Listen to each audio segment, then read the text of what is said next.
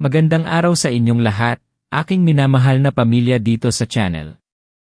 Alam nyo ba na sa bawat yugto ng ating buhay, sa bawat desisyon na ating ginagawa, at maging sa bawat pagsubok na ating kinakaharap, may mga presensyang nagbabantay, nagpoprotekta, na hindi natin nakikita ng ating mga mata. Mga presensya na itinalaga mismo ng may kapal para sa atin. Naramdaman mo na ba minsan ang isang kakaibang ginhawa sa gitna ng matinding pagsubok, o ang isang pahiwatig na nagligtas sa iyo mula sa isang malaking kapahamakan? Marahil, ito na ang gawain ng mga tagapagbantay na ito. Ngayon, ibubunyag ko sa inyo ang tatlong napakabanal na lugar o aspeto ng ating pagkatao at buhay na binabantayan ng mga anghel mismo, at mananatili ang proteksyon na ito hanggang sa pagdating ng kiamat o sa araw ng paghuhukom. Pero hindi ito tungkol sa mga pisikal na lugar na maaari mong puntahan lang. Mas malalim pa dyan ang ating sisilipin. Ito ay tungkol sa mga espasyo sa ating buhay, sa ating puso, at sa ating kaluluwa na ang Diyos mismo ang nagtalaga ng kanyang mga tagapagbantay. Handang-handa na akong ibahagi sa iyo ang mga katotohanan ito na magbibigay sa iyo ng kapayapaan at lakas. Kaya kung handa kang tuklasin ang kapangyarihan ng banal na proteksyon at maranasan ang kakaibang kapayapaan na hatid nito, manatili ka lang at samahan mo ako sa paglalakbay na ito.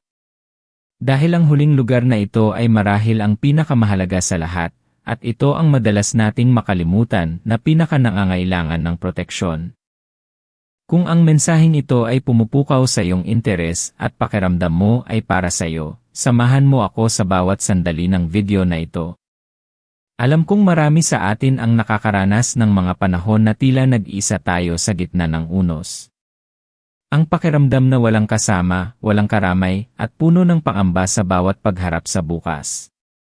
Ang takot na baka hindi natin kayanin ang mga hamon na dumarating. Naku, alam na alam ko iyang pakiramdam na yan. Naaalala ko pa noong ako'y bata, may isang beses na naligaw ako sa palengke. Napakalaking takot ang naramdaman ko. Pakiramdam ko, iniwan ako ng lahat. Ang ingay ng paligid ay naging nakakabingi, at ang dami ng tao ay naging dahilan ng aking pangamba. Ngunit sa gitna ng aking pag-iyak, may isang matandang babae ang lumapit sa akin, hinawakan ang aking kamay, at tinulungan akong hanapin ang aking ina.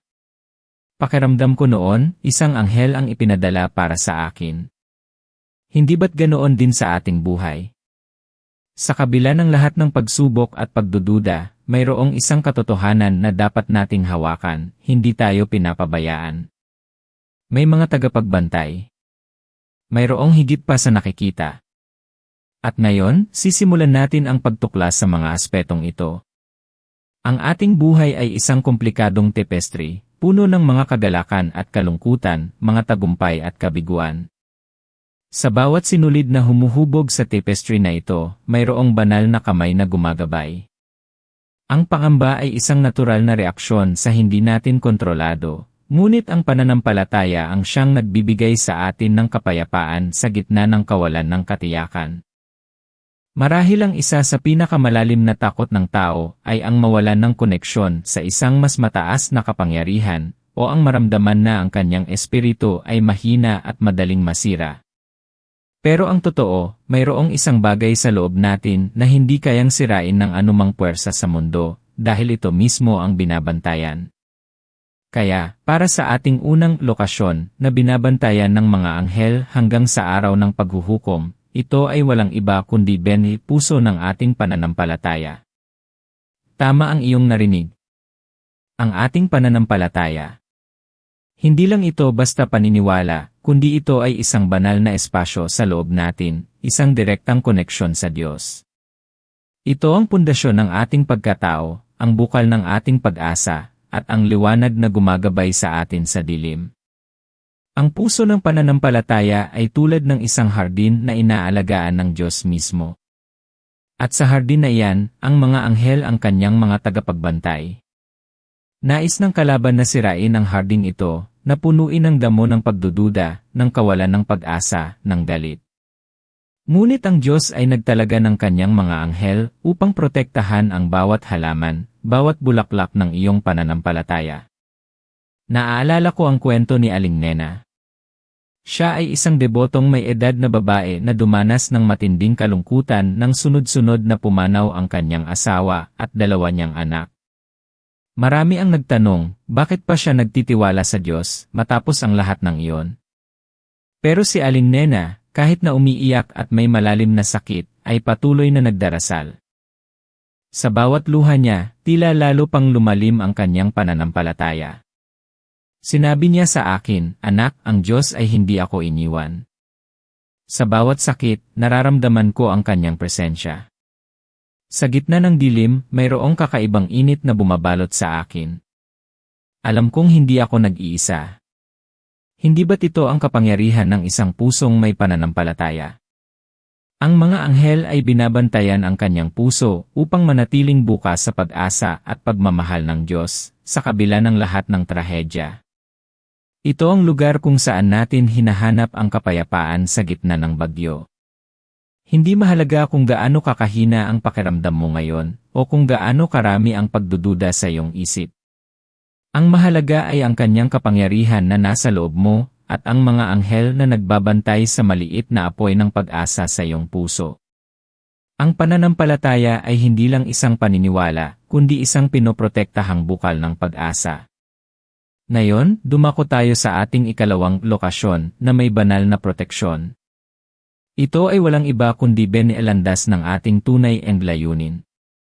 Bawat isa sa atin ay nilikha na mayroong natatanging layunin. Hindi tayo inilagay dito sa mundo para lang mag-exist, kundi para magbigay ng kontribusyon, para mamuhay na may kahulugan. Ang landas na ito, ang pagtuklas at pagtupad sa ating tunay na layunin, ay isang banal na paglalakbay na binabantayan ng mga anghel. Maraming beses na tayo ay naliligaw. Maraming beses na tila wala tayong direksyon. Ang mundo ay puno ng ingay, ng mga distraction, ng mga pagnanais na hindi naman talaga atin. Pero sa kabila ng lahat ng iyan, mayroong isang inner compass, isang divine yes, na gumagabay sa atin. Naaalala ko ang kwento ni Mang Tonyo, isang karpintero na, sa kabila ng kanyang edad, ay patuloy na nagtatrabaho. Ngunit hindi lang siya basta nagtatrabaho. Ang kanyang mga gawa ay may kakaibang sining at pagmamahal. Isang araw, nagkasakit siya ng malubha at kinailangan niyang huminto. Pakiramdam niya na wala ang kanyang layunin. Ang kanyang pangarap na makagawa ng magagandang bahay ay tila naglaho. Ngunit isang gabi, habang siya ay nagdarasal, napanaginipan niya ang kanyang ama na karpintero rin, na nagsasabing, "Tonyo, ang iyong mga kamay ay binyayaan. Mayroon kang mahalagang aral na dapat ibahagi." Kinabukasan, sa halip na bumalik sa pagkakarpentero, nagsimula siyang magturo ng sining ng pagkakarpentero sa mga kabataan sa kanilang lugar. Ang kanyang layunin ay nag-iba, ngunit nanatili ang kanyang calling. Patuloy pa rin siyang nagbibigay ng inspirasyon, at ngayon, marami na siyang estudyante na sumusunod sa kanyang yapak. Ito ang kapangyarihan ng isang landas na binabantayan. Kahit mag-iba ang anyo, ang esensya ng layunin ay nananatili, at ang mga anghel ang siyang gumagabay upang hindi tayo tuluyang maligaw. Pero teka muna, bago tayo dumako sa pangatlong lokasyon, may isa akong tanong na gusto kong pag-isipan mo. Ano ang pinakamalaking hadlang sa pagtuklas mo ng iyong layunin? Takot ba? Pagdududa? O baka naman ang boses ng ibang tao na nagdidikta sa iyo kung ano ang dapat mong gawin? Tandaan mo, ang iyong layunin ay natatangi. Walang ibang makakatupad niyan kundi ikaw. Mga minamahal, ramdam mo ba ang init ng mensaheng ito sa puso mo? Nagbibigay ba ito sa iyo ng pag-asa? Sabihin mo sa akin sa comment section kung saan ka nanonood at kung anong bahagi nito ang pinakakumausap sa iyong kaluluwa. Malaking tulong ito para mas maintindihan ko ang ating pamilya at makagawa pa ng mas marami pang nakakapagpabago ng buhay. Ang pagbabahagi ng iyong damdamin ay hindi lamang nakakatulong sa akin, kundi nakaka-inspire din ng iba pa nating manonood. Kaya huwag kang mag-atubiling mag-comment. Ngayon, narito na tayo sa ikatlong lokasyon na binabantayan ng mga anghel hanggang sa araw ng paghuhukom. At ito ang itinuturing kong pinakamahalaga sa lahat, at madalas nating makalimutan na pinakanangangailangan ng proteksyon. Ito ay walang iba kundi Benye, ating sambahayan ng pag-ibig. Kapag sinasabi kong sambahayan ng pag-ibig, hindi lang ito tungkol sa iyong pisikal na bahay. Ito ay tungkol sa mga taong bumubuo ng iyong mundo, ang iyong pamilya, ang iyong mga mahal sa buhay, ang iyong komunidad, at ang mga relasyon na nagbibigay kulay at kahulugan sa iyong buhay. Ang mga relasyon na ito ay sagradong espasyo na kailangan ng banal na proteksyon. Ang ating mga relasyon ay madalas na sumasailalim sa pagsubok, mga hindi pagkakaunawaan, mga hinanakit, mga pagkalayo. Ang kalaban ay nagnanais na sirain ang mga koneksyon na ito, napunan ang puso ng paghihinala at kapaitan. Ngunit ang mga anghel ay itinalaga upang bantayan ang bawat ugnayan, ang bawat koneksyon na nakabase sa tunay na pag-ibig. Naaalala ko ang kwento ng isang pamilya na nasa bingit ng paghihiwalay. Mag-asawa sina Liza at David, na sa loob ng maraming taon ay dumanas ng matinding pagsubok sa kanilang pagsasama. Naging malamig sila sa isa't isa, at ang kanilang mga anak ay ramdam ang pagkakawatak-watak ng pamilya. Isang araw, ang kanilang panganay na anak na babae, si Hannah, ay nagkaroon ng malubhang karamdaman. Sa ospital, habang nakita ni Liza at David ang kanilang anak na nakikipaglaban, tila nagising sila sa katotohanan. Naramdaman nila ang pangangailangan na magkaisa, hindi lang para kay Hannah, kundi para sa buong pamilya. Doon nila naintindihan na ang kanilang pamilya ay hindi lang basta isang grupo ng tao, kundi isang sagradong sambahayan na kailangan nilang protektahan. Nagsimula silang magdasal ng magkasama, magpatawad sa isa't isa, at muling buuin ang kanilang pundasyon ng pag-ibig. Ito ang kapangyarihan ng mga anghel na gumagabay sa atin para muling hanapin ang pagkakaisa, para balikan ang pinagmulan ng pagmamahalan. Kahit na tila gumuho na ang iyong pamilya, kahit puno ng away at hinanakit, doon mismo pumapasok ang kapangyarihan ng mga anghel. Sila ang mga sugo ng pag-asa, ng paggabay. Ang Diyos ay makapangyarihan na ibalik ang anumang nawala, anumang nasira. Ngayon, napansin mo ba kung paano ito nagkakaugnay lahat? Ang pananampalataya mo, ang layunin mo, at ang pag-ibig sa paligid mo. Ito ay isang banal na trianggulo ng proteksyon. Kung matibay ang iyong pananampalataya, magiging malinaw ang iyong layunin. Kung malinaw ang iyong layunin, mas magiging inspirasyon ka para sa iyong sambahayan ng pag-ibig. At kung puno ng pag-ibig ang iyong tahanan, mas lalo kang magkakaroon ng lakas upang mapanatili ang iyong pananampalataya at tuparin ang iyong layunin. Pero paano natin ito maisasakatuparan sa ating pang-araw-araw na buhay? Paano natin mas mapoprotektahan ang mga lokasyon na ito? Una, para sa puso ng pananampalataya, kailangan nating patuloy na alagaan at bigyan ng sustansya ang ating pananampalataya. Hindi ito sapat na naniniwala ka lang. Kailangan mong kumilos. Maglaan ng oras para sa pagdarasal araw-araw, kahit 5 minuto lang. Basahin ang mga banal na kasulatan, maging ito ay Biblia o anumang sagradong teksto na nagpapalakas ng iyong espiritu. Makipag-ugnayan sa komunidad ng pananampalataya. Ang pagiging bahagi ng isang komunidad ay nagbibigay ng suporta at nagpapatibay sa iyong paniniwala. Isipin mo, sa bawat pagdarasal, binubuksan mo ang iyong puso para sa banal na proteksyon. Sa bawat pagbabasa ng banal na salita, dinidiligan mo ang hardin ng iyong pananampalataya. Huwag kang susuko sa gitna ng pagdududa, ang mga anghel ay nandyan upang bumulong ng pag-asa. Ikalawa, para sa landas ng tunay na layunin, kailangan mong pakinggan ang iyong panloob na boses, ang iyong intuition. Sa gitna ng ingay ng mundo, madalas nating hindi naririnig ang ating sariling kaluluwa. Maglaan ng oras sa katahimikan, magnilay-nilay at humingi ng gabay mula sa Diyos. Gumawa ng maliliit na hakbang patungo sa kung ano ang tunay na nagpapaliyab sa iyong puso, kahit na tila napakalaki ng pangarap. Halimbawa, kung ang iyong layunin ay makatulong sa mga bata, magsimula sa pagiging volunteer sa isang orphanage sa weekend. Ang bawat maliit na hakbang ay isang patunay na ikaw ay handa na sumunod sa iyong calling, at ang mga anghel ay naroon para bigyan ka ng lakas at direksyon. Huwag kang matakot na magkamali, ang pagkakamali ay bahagi ng pagtuklas. Ang mahalaga ay ang patuloy kang kumilos pasulong. Ikatlo, at ito ang napakahalaga, para sa ating sambahayan ng pag-ibig, kailangan mong sadyain na maglaan ng oras at effort para sa iyong mga relasyon. Sa mundo ngayon na puno ng distractions, madaling mawala ang koneksyon sa mga taong mahal natin. Maglaan ng quality time kasama ang iyong pamilya. Mag-usap ng bukas at tapat. Maging handang magpatawad at humingi ng tawad. Ang pag-ibig ay hindi lang damdamin, ito ay isang desisyon na ipinapamuhay mo araw-araw.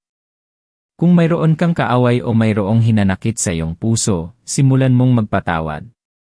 Dahil ang kapatawaran ay tulay na nag-ugnay muli sa puso ng bawat isa. Ang iyong tahanan ay dapat maging isang santuwaryo ng pagmamahalan, kung saan ang bawat miyembro ay nakakaramdam ng seguridad at pagtanggap. At sa bawat sandali na pinipili mong magmahal, pinagtitibay mo ang proteksyon ng iyong sambahayan. Isipin mo, ang kapayapaan na dulot ng pagkaalam na ang iyong pananampalataya ay binabantayan, ang iyong layunin ay ginagabayan, at ang iyong tahanan ng pag-ibig ay pinoprotektahan ng mga anghel mismo. Anong pagbabago ang mangyayari sa iyong buhay kung yayakapin mo ang katotohanan ito? Hindi ka na maglalakad na may pangamba sa iyong puso. Hindi ka na magdududa sa iyong kakayahan. Hindi ka na mag-aalala sa hinaharap dahil alam mong mayroong mas mataas na kapangyarihan na gumagabay at nagbabantay sa iyo. Ang iyong potensyal ay napakalaki, mas higit pa sa iyong naiisip. Ikaw ay nilikha para sa isang pambihirang layunin, at ang iyong kwento ay hindi pa nagtatapos dito. Mula ngayon, tingnan mo ang iyong pananampalataya hindi lang bilang isang paniniwala, kundi bilang isang matibay na kuta na hindi kayang gibain ng anumang puwersa. Ang iyong layunin, hindi lang bilang isang pangarap, kundi bilang isang banal na misyon na itinalaga sa iyo. At ang iyong mga mahal sa buhay, hindi lang bilang mga ordinaryong tao, kundi bilang bahagi ng iyong sagradong tahanan, isang santuwaryo na puno ng pag-ibig at proteksyon. Ibigay mo ang iyong buong tiwala sa Diyos at sa Kanyang mga anghel. Dahil ikaw ay mahalaga. Ang iyong buhay ay may layunin. At karapat-dapat ka sa lahat ng proteksyon at pagmamahal na iniaalay ng langit. Ang pinakamaganda sa iyo ay darating pa. Mayroon ka ng lahat ng kailangan mo sa loob mo. Ngayon, sama-sama tayong manalangin. Panginoon naming Diyos, o aming Amang nasa langit, maraming salamat po sa iyong walang sawang pagmamahal at paggabay sa aming buhay. Maraming salamat po sa iyong mga anghel na iyong itinalaga upang magbantay at magprotekta sa amin sa bawat sandali ng aming paglalakbay. Panginoon, pinupuri po namin kayo sa iyong kabutihan at kadakilaan. Idinadalangin po namin na patuloy mong palakasin ang aming pananampalataya, ang unang sagradong lokasyon sa aming puso. Tulungan mo po kaming alagaan ito, diligan ng iyong salita, at protektahan mula sa lahat ng pagdududa at kawalan ng pag-asa. Gawin mo po itong matatag na pundasyon ng aming buhay. Liwanagan mo po ang aming landas patungo sa aming tunay na layunin, ang ikalawang lokasyon na iyong itinalaga para sa amin. Gabayan mo po kami sa bawat hakbang, sa bawat desisyon, upang aming matupad ang banal na misyon na iyong ipinagkatiwala sa amin. Bigyan mo po kami ng lakas at tapang na suklian ang ingay ng mundo, at pakinggan ang iyong tinig na gumagabay sa amin. At higit sa lahat, Panginoon, idinadalangin po namin ang proteksyon para sa aming sambahayan ng pag-ibig, ang ikatlong lokasyon na iyong itinuturing na napakahalaga. Pagharian po ang pag-ibig, pagkakaisa, at kapatawaran sa aming mga pamilya, sa aming mga relasyon, at sa aming komunidad. Patuloy mo po kaming ingatan mula sa pagkakawatak-watak, sa hinanakit, at sa lahat ng puwersa na nais manghimasok sa aming mga sagradong ugnayan. Protektahan mo po kami, Panginoon, sa bawat kapahamakan, sa bawat pagsubok, at sa lahat ng puwersa na nais magnakaw ng aming kapayapaan. Bigyan mo po kami ng kapayapaan na nalalaman namin kami ay iyong binabantayan at minamahal, ngayon at magpakailanman, hanggang sa iyong pagdating sa araw ng paghuhukom. Ito ang aming dalangin sa iyong makapangyarihang pangalan. Amen. Kung ang mensaheng ito ay nakapagpabago sa pananaw mo, huwag kalimutang i-like ang video na ito, mag-subscribe sa channel, at pindutin ang notification bell para lagi kang updated sa mga bagong mensahe na magbibigay ng pag-asa at inspirasyon sa iyo at sa iyong buong pamilya. Sama-sama nating palakasin ang ating pananampalataya at abutin ang ating mga pangarap. At kung gusto mo pang mas lumalim sa iyong spiritual journey at tuklasin kung paano mo mas mapapalakas ang iyong kalooban laban sa mga hamon ng buhay, ay click mo ang video na ito na lumabas ngayon sa screen mo. Sigurado akong marami ka pang matututunan doon na magbibigay sa iyo ng bagong perspektiba at inspirasyon. Ay share mo rin sa comments kung ano ang natutunan mo at anong lokasyon ang pinakakailangan mo ng proteksyon ngayon. Sama-sama tayo sa paglalakbay na ito, mga minamahal. Hanggang sa muli, manatiling pinagpala at protektado ng Diyos at ng Kanyang mga anghel. Paalam!